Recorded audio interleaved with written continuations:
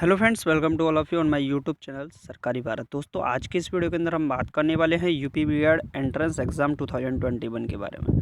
दोस्तों, आप में से बहुत सारे स्टूडेंट का पूछना था कि सर यूपी बीएड एंट्रेंस का जो एग्ज़ाम है ये पोस्टपोन हो चुका है। जी हाँ, एग्ज़ाम आपका पोस्टपोन हो चुका है। और जो 2020 वाली जो एंट्रेंस का एग्ज़ाम हुआ था 2020 में, तो उसमें मार्क्स कितने थे? 220 थे आउट ऑफ 400। और सरकारी कॉलेज कैसे प्राप्त हुआ, सरकारी कॉलेज आपको भी कैसे मिल सकता है? 160 नंबर वाला 160 प्लस अगर किसी का है तो उनको भी सरकारी स्कूल कैसे मिल जाता है, सारी की सारी बातें इस वीडियो के अंदर हम डिस्कस करने वाले हैं। दोस्तों, अगर आप चैनल पर नए हैं तो चैनल को सब्सक्राइब करना बिल्कुल मत भूलिएगा। आप लोग चैनल को सब्सक्राइब कर दीजिएगा अगर आप भी यूपी बीएड एंट्रेंस का एग्ज़ाम इस बार देना जा रहे हैं। तो आपका पोस्टपोन एग्ज़ाम हो ही चुका है, अब आपको टाइम भी मिला है, आप अपनी तैयारी भी बेहतर तरीके से कर सकते हैं। तो कितने समय में आप मतलब अच्छे से तैयारी कर पाएंगे? और अगर आप इतना मतलब 160 प्लस भी ले आए तो ये मान लीजिए कुछ स्टेट में तो आपको सरकारी कॉलेज मिलने के चांस ही हैं। तो चैनल को सबसे पहले सब्सक्राइब कर दीजिएगा। और अगर आपका किसी भी प्रकार का कैसा भी क्वेश्चन है तो कमेंट बॉक्स में लिखिएगा, विदिन 5 to 10 मिनट्स आपके कमेंट का आंसर दे दिया जाएगा। तो दोस्तों, सबसे पहले तो बात करते हैं सरकारी कॉलेज मुझे कैसे मिला। देखिए, आपको पता ही है यूपी बीएड का एंट्रेंस का सबसे पहले फॉर्म ऑनलाइन फॉर्म स्टार्ट होते हैं। तो मैंने ऑनलाइन फॉर्म अपना, ये 2020 वाली की बात कर रहा हूँ, ये 2021 नहीं, 2020 वाली। तो ऑनलाइन फॉर्म भरा, उसमें जो साइड ली थी मैंने, मतलब साइंस साइड से मैंने इसको फॉर्म को भरा था। ओके, तो साइंस साइड से जब इस फॉर्म को भरा था तो मेरा जो पार्ट रहा था उसमें मैथ, रीजनिंग और जनरल साइंस थी आपका, थोड़ा सा जीके का भी पार्ट था, करंट अफेयर भी इसके अंदर आया था।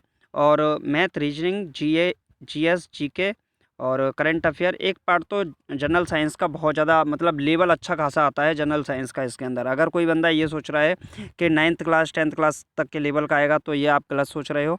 इसके अंदर भैया जो साइंस आती है वो 12th क्लास तक के लेवल की ओर आती है, और इससे भी 2-3 क्वेश्चन तो ऐसे होते हैं जो ग्रेजुएशन लेवल के भी आपको जनरल साइंस के अंदर देखने को मिलते हैं। इसके अंदर इंग्लिश भी आती है और एक पार्ट होता है हिंदी, यानी कि इंग्लिश और हिंदी में से आप कोई भी एक चूज़ कर सकते हैं। चाहे तो आप इंग्लिश ले सकते हैं, चाहे आप हिंदी चूज़ कर सकते हैं, दोनों में से कोई एक चूज़ कर सकते हैं। देखिए, हिंदी का भी पेपर बहुत ज़्यादा आसान होता है, इंग्लिश का भी आसान होता है। तो मैंने तो जो चूज़ किया था वो इंग्लिश ही किया था, क्योंकि मेरी बेस्ट जो है वो इंग्लिश ही है हिंदी की अपेक्षा। तो जब पेपर हुआ तो पेपर का टाइमिंग आपको पता ही है, टाइमिंग मिलता है पूरा, क्वेश्चंस को टाइम बहुत ज़्यादा मिलता है, अच्छा खासा टाइम मिल जाता है क्वेश्चंस को करने का। तो इस वजह से अच्छा खासा टाइम भी मिला था। तो मैथ के जो क्वेश्चन होते हैं वो बहुत ज़्यादा मतलब लल्लन टॉप टाइप के सवाल होते हैं, बहुत ज़्यादा सरल सरल सवाल होते हैं। तो मैथ को आप थोड़ा सा ज़्यादा टाइम भी दे देंगे तो कोई दिक्कत वाली बात नहीं है, क्योंकि आप अपना जीके और करंट अफेयर में से और जनरल साइंस में से, इसमें से आप अपना पूरा टाइम बचा लेंगे। ओके, तो वो टाइम आपको मैथ और रीजनिंग के अंदर देना है। अगर आप हिंदी लेते हैं या फिर इंग्लिश लेते हैं तो यहाँ भी आपको टाइम लगने वाला नहीं है। तो हिंदी और इंग्लिश में तो आपको इतना टाइम नहीं लगेगा, क्योंकि आपको आता है, याद होगा, रटा हुआ होगा पहले से, तो आप उसका आंसर लगा देंगे। नहीं तो फिर छोड़ना ही पड़ेगा, क्योंकि नेगेटिव मार्किंग होती है। तो जनरल साइंस भी मतलब 1-2 क्वेश्चन ही आते हैं, न्यूमेरिकल तो इसके अंदर 2-3 ही आते हैं, बाकी सब हाँ थ्योरी बेस्ड क्वेश्चंस ही होते हैं। जीके का इसमें भी टाइम नहीं लगता है। तो जो आपका टाइम है, जो आपको टाइम देना है वो आपको टाइम देना है मैथ के अंदर और रीजनिंग के अंदर। इसके अंदर आपको पूर्णतः ये कोशिश करनी है कि इसके अंदर एक भी सवाल आपका गलत ना हो, क्योंकि पेपर बहुत आसान होता है, ज़्यादा टफ नहीं होता है इन दोनों का। तो इस वजह से आप इसमें अगर अपना पूरा टाइम देते हैं, मैथ, रीजनिंग, इंग्लिश या हिंदी में से किसी एक को, और जनरल साइंस, इन चारों के चारों सब्जेक्ट में से आप टाइम रीजनिंग, मैथ और रीजनिंग को ज़्यादा देते हैं, और ऐसे कोशिश करते हैं कि ज़्यादा से ज़्यादा क्वेश्चन इनके 100% सही हो जाए। तो अगर आप स्कोर कर देते हो अच्छा खासा 220, देखिए इसमें 205 नंबर थे, और 15 नंबर का इसमें वेटेज मिला था, वो मिला था ईडब्ल्यूएस कैटेगरी का। ओके, तो ईडब्ल्यूएस अगर जो हैं उनको तो वेटेज मिलेगा ही मिलेगा। तो 15 नंबर का इसमें वेटेज पिछली बार दिया गया था ईडब्ल्यूएस कैटेगरी में। ओके, इकोनॉमिकल वीकर सेक्शन 10% आरक्षण वाली जो बात थी, ठीक है। तो 205 नंबर थे, 220 वेटेज मिलाकर हो गए थे।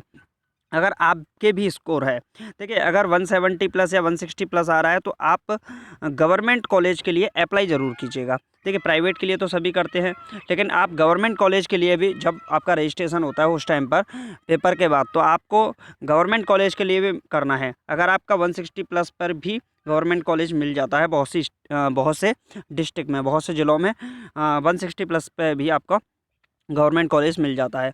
बाय द वे देखिए, जिसका स्कोर 180 प्लस है, 180 प्लस है, तो वहाँ पर आपके चांस बन जाते हैं, 90% चांस बन जाते हैं आपका गवर्नमेंट कॉलेज के। लेकिन अगर किसी का 200 प्लस है, वो तो बेस्ट ही है, उसको तो कोई टेंशन वाली बात है ही नहीं। गवर्नमेंट कॉलेज उसको 99% उसको गवर्नमेंट कॉलेज मिल जाता है।